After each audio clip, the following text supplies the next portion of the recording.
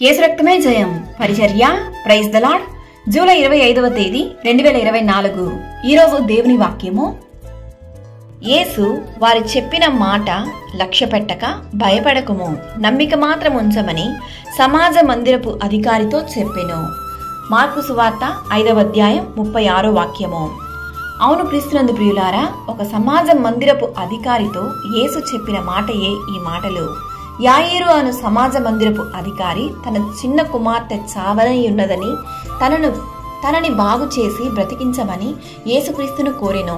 ఇంతలో కొందరు వచ్చి, నీ కుమార్తె చనిపోయినది, ఇంక బోధకుని విసిగించవద్దు అని చెప్పిన తరువాత యేసుక్రీస్తు చెప్పిన మాటయే ఈ వాక్యము. భయపడకుము, నమ్మిక మాత్రం ఉంచమని యేసుక్రీస్తు చెప్పెను. నిజమే ప్రియులారా, ఈ మాట సమాజ మందిరపు అధికారిని, మరణ వార్త చెప్పిన వారిని, చుట్టూ ఉన్న వారిని ఈ మాట ఎంతో ఆశ్చర్యపరిచెను. చనిపోయిన కుమార్తెను యేసుక్రీస్తు ఎలా బ్రతికించగలడు అని. నమ్మకం, విశ్వాసం ప్రతి క్రైస్తవునికి వెన్నెముక వంటిది. దేవునిపై అపారమైన నమ్మకం పెట్టగలిగితే గొప్ప కార్యములను ఆయన మన జీవితంలో చేయగలడు.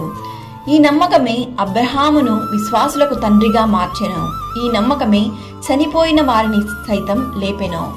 దేవుని వాక్యం ఇలా సెలవిస్తుంది, నమ్ముట నీ వలనైతే నమ్మువానికి సమస్తము సాధ్యము.